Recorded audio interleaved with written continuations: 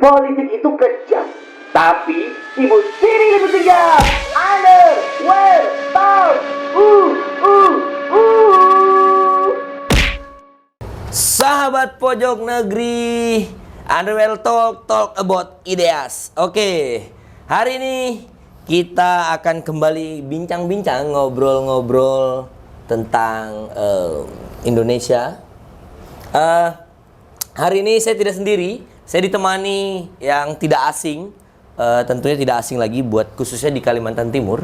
Kita sedang bersama dengan Pak Bagus Susatyo. Pak Bagus Susatyo ini adalah Ketua REI Kaltim, Real Estate Indonesia Kalimantan Timur, yang udah terpilih kembali 2 periode. Periode kedua ini Pak ya? Iya. Oke, hari ini tentunya kita akan bincang-bincang bagaimana real estate dan IKN, Samarinda dan Kalimantan Timur pada umumnya. Oke, Pak Bagus, langsung saja. Puasa lancar Pak? Alhamdulillah lancar ya. Saya salam dulu lah. Boleh. Selamat malam buat rekan-rekan semuanya. Mas Ferry. Siap. Sehat ya? Alhamdulillah sehat Pak Bagus. Puasa lancar, THR-nya belum ada. Iya, Pak Bagus. Kalau kita mengikuti lini masa hari ini itu Samarinda, pemerintah kota Samarinda baru saja menetapkan rencana tata ruang wilayah kota Samarinda. Oke. Dan di mana ada penambahan perluasan terhadap pemukiman, zona-zona pemukiman. Nah, REI memandang ini bagaimana? Ya. Jadi sebenarnya kami ini kan asosiasi perusahaan pengembang perumahan atau properti. Di Samarinda khususnya itu sudah banyak land bank dari teman-teman anggota. Ya, baik yang ada di kota sendiri, kemudian di seberang Palaran, kemudian ada yang mengarah ke Bontang, kemudian di arah Suryanata. Perubahan atau perluasan mengenai daerah permukiman itu kita sikapi karena begini, Samarinda adalah kota jasa, ya, dan penambahan penduduknya itu sangat signifikan. Sangat signifikan. Kita tahu kalau secara backlog, ya, ini saya bicara survei. Secara nasional itu ada 12.800.000 yang mesti harus disiapkan oleh pemerintah. 12.800.000 itu lahan? Bukan, rumah yang harus diberikan ke masyarakat. Se-Indonesia atau? Se-Indonesia, ya. 12.800.000 itu? 12.800.000. Se-Indonesia, oke. Ya, itu kebutuhan rumah yang belum dimiliki oleh masyarakat. Nah, per tahunnya itu kurang lebih sekitar 800.000. 800.000 rumah? Nasional. Nah, untuk Kaltim sendiri, kisaran per tahunnya itu kira-kira di 13.000. 13.000, dari Iya. 800.000 itu Kaltim 13.000. Ya, 13.000. Nah, artinya apa? Memang rumah ini merupakan satu kebutuhan primer yang harus disiapkan untuk masyarakat yang memerlukan, karena kebutuhannya memang mendasar sekali. Nah, keterkaitan dengan lahan, ya itu nanti akan berproses saja, karena kita tahu nggak mungkin lah kita akan membangun satu kawasan di kota, ya kan? Kita tetap akan membangun kawasan sesuai dengan peruntukan. Pinggiran nih berarti kawasan. Ya, peruntukan itu yang sesuai dengan tata ruang, ya, karena kita tahu sekarang izin-izin itu tidak harus kita sampaikan di badan satu pintu. Kita itu sekarang sudah sistem OSS. Kita sudah ada sistem KKPR, kegiatan kesesuaian penataan ruang. Ya. Nah, kalau memang itu diperluas, tentunya pemerintah itu sudah punya rumusan regulasi-regulasi yang kenapa bisa diperluas, kenapa mungkin daerah RTH-nya harus sekian, itu sudah ada rumusan. Dan tidak mungkin mereka menyimpang dengan aturan atau regulasi yang ada. Yang sudah ditetapkan. Kita bicara undang-undang ya. Betul. Nah, payungnya undang-undang dulu. Ya, betul. Nah, sehingga apapun yang sudah diputuskan ini, ya kita patut bersyukur. Karena tata ruang ini adalah merupakan entry point untuk kepastian berusaha bagi investasi. Artinya REI membaca ini sebagai peluang. Dari 13.000 itu, REI membaca ini peluang bahwa REI untuk berkontribusi ya Ya, berkontribusi dalam pembangunan itu? Ya, memang sebenarnya anggota RE itu ada beberapa. Ada yang pengembang perumahan subsidi, ya. Tapi malah 80% kita anggota RE secara nasional itu pengembang rumah subsidi. Yang programnya Pak Presiden? Programnya Bapak Jokowi. Oke. Ya, jadi rumah murah. Nah, sisanya yang 20% itu baru yang berkaitan dengan apartemen, hotel, properti yang lain, kemudian juga menengah ke atas. Itu yang terjadi. Oke.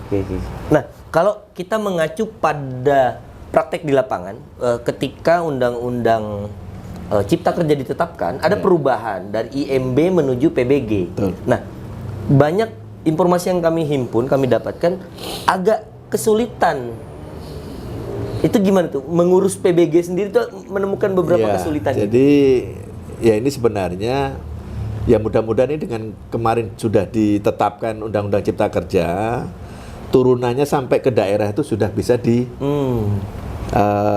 sudah bisa diketahui, sudah bisa dikuasai oleh birokrasi. Karena yang lalu-lalu muncul di pusat ternyata belum sampai ke daerah. Dan itu nomenklaturnya agak sering terlambat. Oh, itu makanya OSS sekarang. Makanya online gitu ya. Nah, PBG pun kemarin juga begitu. Pusat sudah menentukan IMB, SIMBG, kemudian PBG. Ternyata bukan sarana. Ya nomenklatur untuk yang di bawahnya itu tidak siap gitu loh. Karena ada beberapa klosal, ada yang berkaitan dengan konsultan, ada yang berkaitan dengan SKA, ya kan, SKA dalam artian pengawasan di dalam pembangunan, yaitu itu mereka belum siap di daerah. Makanya sudah 3 bulan ini kan masing-masing kan sudah. Kemarin kan sempat ke PBG belum bisa dijalankan, akhirnya dibolehkan masing-masing kabupaten kota menerbitkan perkada, ya kan, perwali, perbub untuk kembali ke proses IMB yang lama. Ya. Nah, sekarang kalau sudah memang Undang-Undang Cipta Kerja sudah ditetapkan, mestinya PBG, KKPR ini sudah selesai. Nah, perangkatnya itu udah lengkap. Jadi dari tata ruang, dari perizinan, kemudian dari badan satu pintu, pelayanan satu pintu, itu juga mestinya sudah lengkap sekarang. Nah, RE mendorong itu nggak supaya kesiapan teman-teman birokrasi di daerah agar siap juga. Ya, jadi kami ini kan vertikal ke atas dengan organisasi yang di pusat. Organisasi RE pusat itu membentuk helpdesk. Ya, jadi apa istilahnya itu satu unit, bukan unit ya. Wadah. Jadi dari RE itu ada porsi yang fungsinya untuk membantu permasalahan PBG, permasalahan KKPR di daerah. Kemudian dikonsultasikan dengan pusat, kemudian diberikan solusi apa saja yang bisa dilakukan. Itu kita punya gitu ya. satu. Artinya RE menyediakan satu wadah khusus untuk teman-teman di daerah ketika kesulitan. Udah ngadunya ke sini nih. Betul. Nanti kita fasilitasi, kita lihat. Dan itu mendapat apresiasi positif dari Presiden. Dapat apresiasi dari Pak Presiden. Ya, karena turut meringankan kerja-kerja pemerintah. Karena menafsirkan dari pusat itu ke daerah agak lambat, butuh waktu. Betul. Begitu. Dan yang terjadi, Samarinda merupakan salah satu yang positif. Anda coba pikirkan yang di Kutai Barat, kemudian yang Pasir, apakah siap seperti ini? Enggak juga, gitu loh. Kadang-kadang ini yang sering terjadi. Aturan-aturan sudah muncul, kemudian bintek pun sebenarnya sudah dilakukan, tapi kadang-kadang kembali ke masalah kesiapan dari bahkan RE secara spesifik melakukan diklat khusus ya. Diklat. Kami kemarin, anggota-anggota RE. Kami kemarin usul dengan Pak Wali, akhirnya difasilitasi dengan pihak PU dan tata ruang untuk membuat itu tadi OSS, PBG dan KKPR khusus untuk Kota Samarinda. Iya, Kota Samarinda, pengembang Samarinda. Hasilnya sudah kelihatan.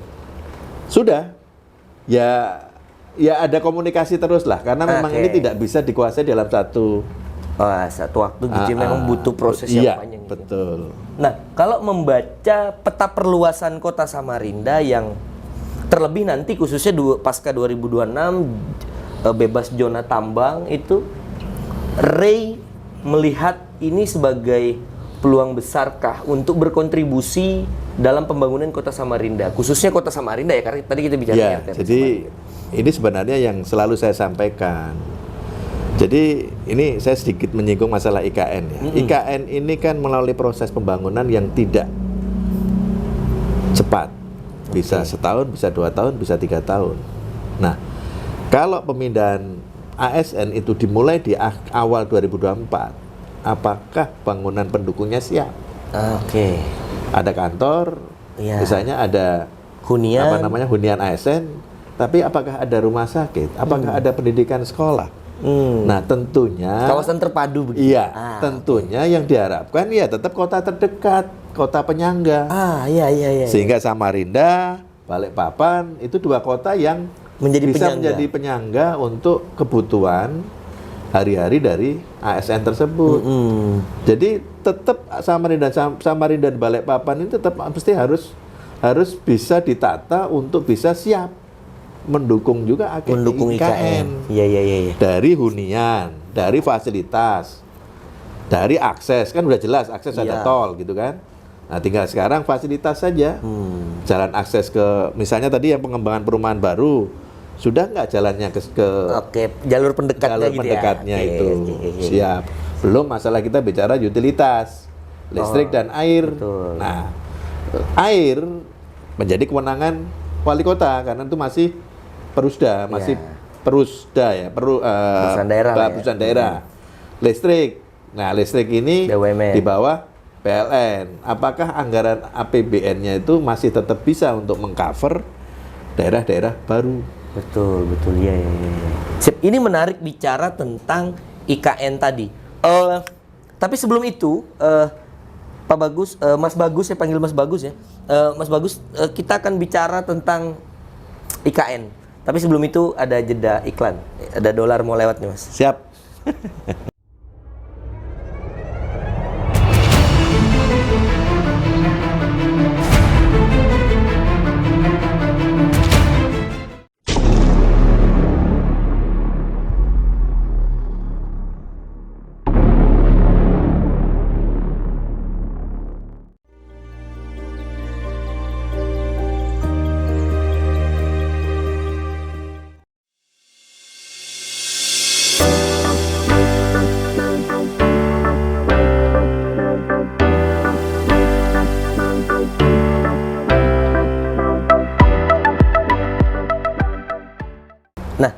Kita kembali lagi dengan Mas Bagus, Ketua Ray Kalimantan Timur. Mas, Ray dan IKN. Ray dilibatkan tidak pada saat proses pembangunan IKN ini, Mas? Atau sebelum dilibatkan apa tidak? Ada konsep yang menarik gitu ya, tawaran dari Ray yang saya membaca di beberapa portal gitu. Saya membaca ada konsep tawaran yang menarik. Nanti baru kita bicara Ray dilibatkan apa tidaknya. Nah, konsep tawaran Ray terhadap pembangunan IKN adalah smart living dan smart office. Itu konsepnya gimana tuh? Jadi begini, ini saya mau cerita sebenarnya ya, yang di balik layar. Ya. Oke. Jadi pada saat konsep IKN itu, teman-teman Ray yang di pusat, dalam hal itu ya, kita ini kan sama ya. Teman-teman di pusat ini kan beberapa pengembang kan sudah melakukan kegiatan yang menjadi nantinya akan terjadi di IKN. Smart office, smart living. Akhirnya Pak Presiden waktu itu komunikasi dengan ketua Ray kami yang lama, Pak Sulaiman, sekarang jadi ketua PPO, Badan Pertimbangan Organisasi. Sekarang kan diganti namanya Pak Paulus Toto Lusida. Nah, Pak Sulaiman ini founder Alam Sutra. Alam Sutra. Ya, salah satu pengembang kawasan yang ada di Tangerang Selatan. Ya, Pondok Kemudian juga dilihatkan juga yang ada di BSD. BSD. Bumi Serpong Damai. Itu milik Sinarmas Land. Nah, di situ ada namanya smart office. Dan sudah terjadi dan sudah terbangun. Kalau tadi smart living tadi, apa artinya hunian Hunian yang smart. hunian yang smart ya, kemudian sustainable green, kemudian semuanya juga menggunakan sistem pencahayaan yang persyaratan hijau. Ya, ramah Itu sudah lingkungan. iya ramah lingkungan. Itu sudah terjadi sudah ada di Alam Jabodetabek Sutra. Iya. Oh. Kalau yang office tadi sudah ada, sudah dikerjakan, sudah dibangun oleh Citraland. Nah, disitulah Pak Presiden cukup senang. Ternyata bukan hanya bayangan aja. Ternyata sudah pernah di dilakukan. DKI atau di Jakarta itu sudah ada. Sudah ada wujud nyatanya Nah, gitu. akhirnya kita dilibatkan di dalam proses-proses perencanaan dengan Bappenas gitu loh. Dengan Bappenas. Nah, sebenarnya semua dari awal sampai nanti itu sudah dikerjakan oleh Bappenas. Konsep lokasinya, terus gimana antara kantor, kemudian hunian itu hanya cuman 10 menit gitu kan. Oke. Terus di situ tidak ada kendaraan pribadi, semuanya rapid mass trans gitu kan. Jadi yang kendaraan-kendaraan umum gitu. Yeah. Kemudian juga sudah ditetapkan kan 75% itu green, 25% baru dikembangkan, boleh dikembangkan. Jadi kalau kita di aturan itu kan 60-40. 60 boleh dibangun, 40 fasum fasos. Kalau di IKN itu 75 itu nggak boleh dibangun. Oh. Iya, dan itu hutan gitu loh. Lingkungan yang hijau 75. Yang boleh dibangun itu cuma 25 saja Dari porsinya. keseluruhan kawasan IKN. Dari keseluruhan kawasan. 126 ribu hektar kalau kurang. 256.000 hektar. Tapi kan itu ada beberapa yang pertama kan sekitar 8.000 daerah KIPP, kemudian 40.000, baru 256.000. Yang 40.000 itu sudah harus itu tadi. Sudah 75% hijau, 25% yang boleh dikembangkan. Oh, termasuk di lokasi Pak Presiden melakukan penanaman itu ya? Iya. Oh, iya. Oh, penanaman ini dia membuat satu persemaian. Karena kan ada beberapa tanaman-tanaman khusus, ya karena dia backgroundnya kehutanan kan dia mesti paham lah. Sehingga dibuatlah seperti itu Satu supaya kawasan, supaya nanti pada saat ada peremajaan sudah tinggal ditanam di situ. Dan itu endemik Kalimantan ya? Iya, asli Kalimantan. Oke.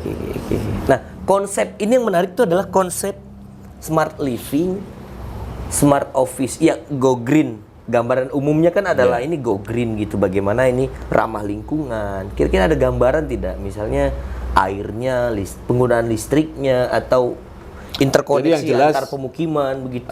Powernya itu tidak boleh menggunakan fosil. Oh, jadi energi yang tidak terbarukan. Energi baru dan terbarukan yang dibolehkan. Oke. Jadi baik dari mengenai gas, kemudian bisa biogas ya, bisa juga biogas, bisa juga baling-baling itu. Jadi tidak boleh yang sistem konvensional yang sekarang itu termasuk tenaga surya berarti untuk listrik. Tenaga surya PLTS gitu. Gitu. Nah, ini memang mestinya mereka sudah mulai menetapkan nih dari pihak Bappenas dan PUPR gitu loh. Nah, cuman sekarang ini kan pada proses pertama kan membuat infrastruktur. Akses dari Balikpapan sampai ke KIPP ini kan kemarin ditargetnya hanya 30 menit. Dan ini sudah ditender. Nah, kemudian ada beberapa bangunan, istana sudah oke. Ya, kemudian ada Mabes TNI, Mabes Polri, kemudian kementerian-kementerian Gedung koordinasi. DPR. Ya, itu kan sudah mulai dikerjakan gitu loh. Dan kita tidak dilibatkan karena tendernya besar betul. Berarti masuk ke pertanyaan berikutnya tadi, pertanyaan utamanya itu. Rekaltim dilibatkan apa tidak? Jadi begini, kalau kami ini kan sebenarnya menyediakan hunian. Baik rusun maupun landed ya. Tapak ya. Landed itu tapak, maksudnya ada yang vertikal, ada yang tapak gitu kan. Nah, memang kemampuan finansial kami terbatas. Untuk pengusaha lokal. Iya, untuk pengusaha lokal. Ini yang sebenarnya saya selalu sampaikan ke Gubernur, ke Bangkaltim, tolong support teman-teman gitu. Makanya kemarin juga saya sempat ngomong ke Kadin, ya sudah kita sindikasi aja. beberapa orang-orang ini kan bicaranya kan bukan masalah bicara RE saja kan. Kue pembangunan dari pusat IKN itu apakah bisa dinikmati oleh pelaku usaha lokal? Jadi ada upaya konsorsium lah begitu ya? Saya kemarin berpikirnya begitu, gitu loh. Tapi ternyata kesempatan itu tidak bisa dilakukan. Sekarang infrastruktur, ya saya bicara infrastruktur. Nah sekarang kalau nilai paketnya 1,9 triliun, apakah kita punya KD yang sampai 1,9 triliun? Iya. Besar sekali. Ya. Nah, pengusaha lokal agak berat lah ya. Saya tahu lah, jadi Kementerian PUPR itu tidak mau program ini gagal. Sehingga akhirnya kan diberikan ke BUMN. Ya. Karya-karya gitu lah. Dan yang kita tahu bahwa karya-karya ini pada posisi yang settle lah ya secara keuangan atau apa? Tidak settle secara keuangan. Tidak settle justru BUMN sekali ber-BUMN. Nah, makanya ini yang menjadi problem untuk bisa harus dilakukan gitu loh. Harus ada problem solving di situ. Bukan, maksud saya karena ini saya terbuka saja. Sebenarnya kan BUMN ini kan kemarin kan sempat mestinya dia menjual tol. Tapi kan sampai sekarang tolnya tidak laku. Akhirnya kan uang yang itu belum kembali. Nah karena belum kembali, akhirnya semuanya dilibatkan untuk IKN ini. Minimal untuk mengembalikan yang udah dikeluarin likuiditas dari BUMN gitu loh. Nah kami pun juga sebenarnya tidak berharap untuk ikut yang triliunan gitu kan. Turunannya lah yang di atas di bawah 100 miliar lah.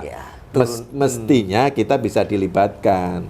Tapi mungkin jadinya kan ada beberapa kegiatan yang mungkin membuat repot, membuat ribut, belum tentu juga selesai. Mungkin pemikirannya begitu. Akhirnya diberikanlah BUMN itu berkonsorsium dengan perusahaan swasta nasional.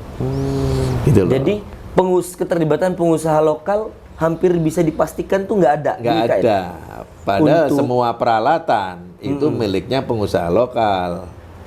Akhirnya kita hanya bisa subkontraktor. Ngesupnya dari kita. Dari teman-teman RE di Kaltim. Enggak. Ini kita bicara konstruksi, saya bicara RE. Kalau bicara hunian, sebenarnya kemarin Pak Presiden itu memberikan kesempatan kepada RE atau pengusaha lain untuk menyiapkan hunian. Dia diberikan plotting. Ada wilayah zonasi ini RE gitu. Ya. Cuman kan masalahnya yang masih sekarang kita bukan ragu ya. Kalau biasanya kita ini kan menguasai tanah, kemudian menjual ke masyarakat atau ke konsumen. Nah, sekarang tanah itu milik negara. Ya, kemudian diberi konsesi sampai 195 tahun. Kemarin 85, terus naik lagi. Nah, terus gimana regulasi kita untuk kita menjual ke masyarakat gitu loh. Pinjam pakai. Nah, kalau ASN nggak ada masalah karena itu memang disiapkan oleh negara. Kita membangun nggak apa-apa. Apakah itu nanti bentuknya kita investasi habis itu terus dibayar bertahap? Nggak ada masalah gitu loh. Tetapi kalau kita membangun di dalam kemudian dijual untuk umum, ini yang agak sulit pendekatannya. Regulasinya belum ada. Terus makanya yang diprioritaskan sekarang untuk ASN. Iya. Di daerah penyangganya sekalipun. Kalau penyangga nggak ada masalah, kita punya tanah.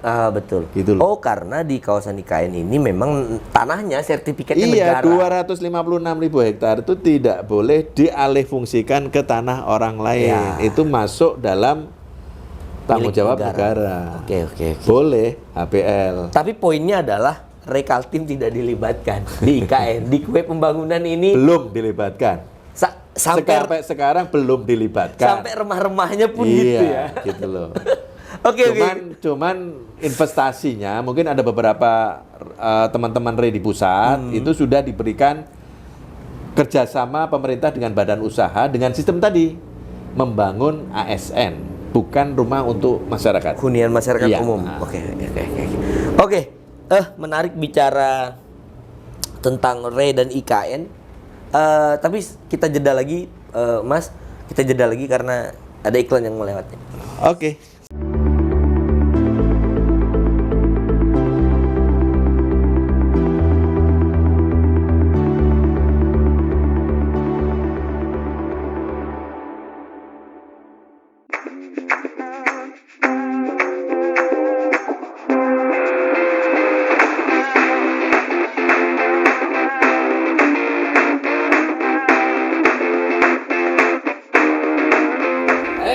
Oke, kita kembali lagi dan masih bersama dengan Mas Bagus.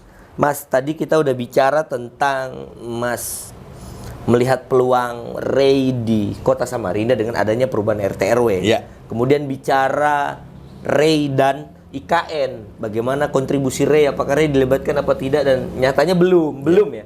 Bukan tidak, belum. Entah kapan gitu ya. Oke, dan di bagian ini saya pengen bertanya hal-hal yang sifatnya mungkin lebih pribadi ke Mas Bagus begitu. Mas Bagus ini juga perlu diketahui, sahabat Pojok Negeri, juga merupakan anggota DPRD Provinsi Kalimantan Timur periode 2019-2024 dari fraksi Partai Gerindra, Mas ya. Oke. Mas, dari daerah pemilihan Balikpapan 2024, Mas, mau maju ke DPR lagi atau wali kota bisa nih, wakil wali kota bisa nih, atau gimana, Mas? Kira-kira, Mas, ada gambaran belum? Tapi saya boleh 2 menit aja saya ngomong masalah IKN kaitannya ke pemerintah daerah. Boleh. Nah, sebenarnya ini yang mesti kita harus rebut. Pemerintah daerah tidak boleh pasif keterkaitan dengan IKN. Oh. Karena apa? IKN ini ada di daerah kita. Jangan sampai kita nanti sudah di pembangunannya kita jadi penonton, kemudian nanti pada saat kantor sudah oke, kemudian semuanya sudah oke, ternyata juga pegawainya juga tidak mengambil dari lokal. Kita masih nonton gitu ya. Kita masih nonton, termasuk konstruksinya juga, proses konstruksi juga kita tidak terlibat, misalnya karyawannya. Nah, ini yang mesti harus disiapkan oleh pemerintah daerah. Pemerintah daerah dalam hal ini pemerintah Provinsi Kalimantan Timur bersama-sama dengan kabupaten kota mestinya. Ini mestinya sudah mulai meningkatkan berkaitan dengan SDM. Ya. Nggak tahu gimana mensupport dari beasiswa sudah oke. Ya, kemudian universitas mestinya mulai juga standarisasi kualitasnya juga dinaikkan. Perlu bantuan dari pemerintah. Apanya? Nggak tahu sarananya, nggak tahu keilmuan dari dosen-dosennya, sehingga meningkatkan mutu SDM. Mahasiswa yang punya SDM yang unggul, punya kapasitas lah ya. Bisa bersaing dengan orang-orang dari luar Kalimantan. Jangan sampai nanti yang masuk pun juga orang luar Kalimantan. Iya. Kita masih nonton ya. Kita masih nonton. Nah, kemudian juga bantuan mengenai BLK. Saya kemarin udah sempat minta tolong anggaran tenaga kerja yang keterkaitan dengan balai latihan kerja itu dibesarkan. Kalau kemarin satu sesi 80, coba sampai 300 orang. Kan banyak putus sekolah karena COVID. Banyak anak-anak yang lulus yang tidak punya keterampilan. Nah, itu coba ditingkatkan. Upgrading dikoordinasikan dengan kabupaten kota. Kemudian juga yang paling penting juga, pemerintah juga harus menjadi pengawas kegiatan-kegiatan orang-orang yang dari pusat. Paling tidak, ya tadi tenaga kerja 30% harus lokal. Kemudian harus melibatkan subkontraktor pun juga minimal 30%. Dari teman-teman lokal. Teman-teman lokal, pelaku usaha lokal, itu wajib. Makanya kemarin sempat saya ngomong bentuk satgas untuk itu. Sehingga ya turun ke lapangan, bener nggak mereka itu melibatkan orang lokal? Iya, fungsi pengawasannya. Fungsi pengawasan. Dan ini mestinya gubernur tinggal menyuruh saja kepala dinasnya untuk bisa menyampaikan, dan kami di DPRD akan mendorong itu. Nah, dalam itu bentuk soal pansus? Bukan, maksudnya ya penganggaran gitu loh. Sehingga untuk benar-benar SDM supaya mereka nanti juga akan masuk di dalam ASN-nya Atau IKN. katakanlah untuk pengembangan IKN yang berkelanjutan tadi. Artinya sampai pekerjaan konstruksi pun tenaganya Harusnya begitu. dari lokal. Dari lokal. Sehingga warga-warga lokal juga merasa dilibatkan. Membangun, memiliki, akhirnya kan memelihara nantinya. Betul. Iya, betul. Dan tidak ada kecemburuan sosial. Iya. Artinya Pemprov Kaltim ya Iya. harus dengan keras mendorong ini. Harus gitu loh. Sampaikan ke presiden, kami ini daerahnya oke, tapi gimana untuk manfaat bagi Kaltimnya sendiri? Belum kok cuma nonton gitu ya. Belum ada. Iya. Ya itu menarik. Artinya kita bisa bicara di lain sesi tentang bagaimana Kaltim menyambut IKN ini lagi-lagi apakah kita bersandar, berstatus kita hanya sebagai penonton. Kita jangan aja. euforia dipilih. Yes. Jadi IKN, tetapi ternyata tidak ada manfaat yang ada di dalamnya. Hanya venue tapi tidak punya value gitu. Iya. Oke. Oke, sekarang yang kedua, yang Yes. tadi Anda tanyakan masalah Balikpapan. itu, Balikpapan. Oke. Ya, karena ini juga perintah partai. Ya. Artinya saya mesti harus tetap melanjutkan di Dapil Balikpapan 2024. 2024. Kemudian ya sebenarnya karena saya juga Korwil ya, koordinasi wilayah itu Balikpapan, kami pun juga punya target-target tertentu untuk 2024. Kami harus bisa menjadi pemenang di 2024 di Balikpapan. Artinya Target apa? dari partai ya? Iya. Artinya kami harus menguasai Kota Balikpapan secara porsi. Kemudian yang kedua, ada target yang kita mesti harus lakukan memang. Memang ya tidak semua target itu juga ada hitung-hitungannya.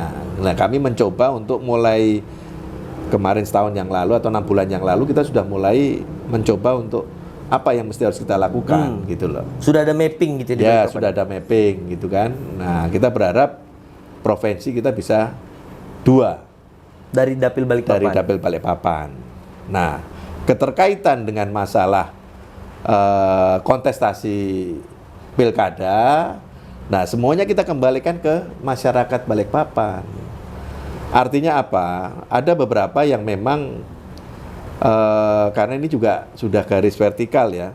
Ya alhamdulillah mudah-mudahan Pak Prabowo sehat sehingga kita masih bisa mengusung Pak Prabowo di kancah Pilpres ya? Pilpres nasional. Nah, sehingga kita pun diharapkan kader-kader partai itu juga mendukung kader sendiri untuk masuk ke kontestasi pemilihan kepala daerah. Khususnya wali kota Balikpapan. Nah, terkait apakah itu wali kota Balikpapan 1 atau 2, kita biasanya bergerak dari survei. Ya, nah survei ini nanti akan ada beberapa tahapan, mungkin di awal nanti di bulan Agustus, kemudian nanti juga di akhir tahun, baru nanti setelah pileg ya, setelah pileg gitu loh. Karena ya kita tetap sebagai orang partai, seorang yang tahu benar apa yang menjadi keinginan masyarakat Balikpapan ya, dan kita tahu bahwa Balikpapan sudah menjadi kota penyangga yang mesti harus berbenah, harus maju, harus mempunyai sesuatu yang berbeda dari yang sekarang ya. Nah, itu yang menjadi keinginan kita. Kemudian yang tadi yang paling penting adalah ya mengurangi pengangguran, ya toh, pendidikan sekolah gampang. Karena Balikpapan tuh PPDB-nya selalu paling susah. Ya, jadi kekurangan-kekurangan Balikpapan yang harus sudah bisa kita sampaikan. Gitu. Artinya pun ternyata belakangan muncul perintah partai. Pak Bagus maju eksekutif.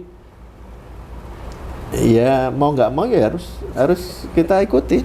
Harus ya. Harus kita ikuti. Cuman sejauh ini perintahnya masih ke legislatif dengan targetan 2 kursi. Sebenarnya ya ada beberapa yang kita diminta untuk ya katakanlah sekarang itu ya sudah garap dulu lah. Nah, jalan Gitu. dulu lah, Jalan dulu. proses gitu ya. Silahkan Anda bekerja, silahkan Anda bergerak. Nah, pada saat nanti survei muncul, Baru kita bisa tahu.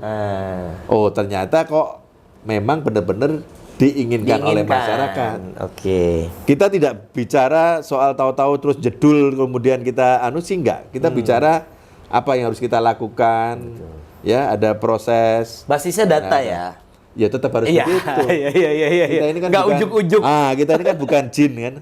Tahu muncul. Iya. Maksudnya nggak membuat kita overconfidence juga ya, bahwa juga ada kita bergerak by data gitu maksudnya. Tapi untuk sejauh ini perintah partai masih lanjutkan di legislatif. Iya, lanjutkan ke legislatif. Dengan target 2 kursi tadi untuk daerah pemilihan Balikpapan. Oke. Itu tadi pertanyaan terakhir Mas Bagus. Senang sekali bisa bertemu pada menjawab nggak ini hari semua ini. pertanyaan ini? Iya, semoga penonton kita semua terpuaskan dengan apa yang menjadi pertanyaan yang masuk ke kami. Banyak pertanyaan tentang WR apa kabar, IKN gimana, Samarinda udah oke nih gitu. Saya kalau turun ke masyarakat, saya selalu sampaikan begini. Sekarang tidak boleh lagi orang beli kucing dalam karung, saya bilang begitu. Iya. Silahkan Anda melihat profil dari masing-masing orang, profil dari masing-masing caleg, profil dari masing-masing calon wali kota. Karena semuanya sudah transparan, semuanya sudah terbuka. Udah terbuka ya? Di media apa saja, mau online, mau cetak, mau ini semuanya ada. Dan mereka tahu apa yang sudah dilakukan dan mereka tahu apa yang tidak dilakukan. Silahkan masyarakat mulai sekarang jangan katanya, tapi buktikan langsung bahwa orang-orang yang nanti akan dipilih oleh mereka itu benar-benar sudah mewakili kepentingan rakyat, mewakili kepentingan Kota Balikpapan, mewakili kepentingan masyarakat Kalimantan Timur. Terbukti dan teruji lah ya. Iya, itu. Jadi Iya. dan yang selalu saya sampaikan juga, jangan golput, saya bilang begitu. Gunakan hak suara. Gunakan hak pilih Anda semaksimal mungkin karena ini akan membuat 5 tahun ke depan Anda mau sengsara, Anda mau maju, Anda mau diperhatikan atau enggak, tergantung dari pilihan Anda. Di 14 Februari. Semuanya, iya 14 Februari. Siap, 2024. Oke, itu tadi bincang-bincang kami dengan Mas Bagus, Ketua RE yang juga anggota DPRD Provinsi Kalimantan Timur, daerah pemilihan Kota Balikpapan. Menarik, banyak hal yang bisa kita ambil dari obrolan ini. Semoga apa yang dicita-citakan bisa diwujudkan dan hal yang baik untuk Kalimantan Timur khususnya. Dan perjumpaan ini harus berakhir. Terima kasih sekali lagi Mas Bagus kami ucapkan. Ya, sama-sama. Terima kasih sekali lagi dan Selalu sehat semuanya. siap. Underwell Talk about ideas. Thank you. Sip.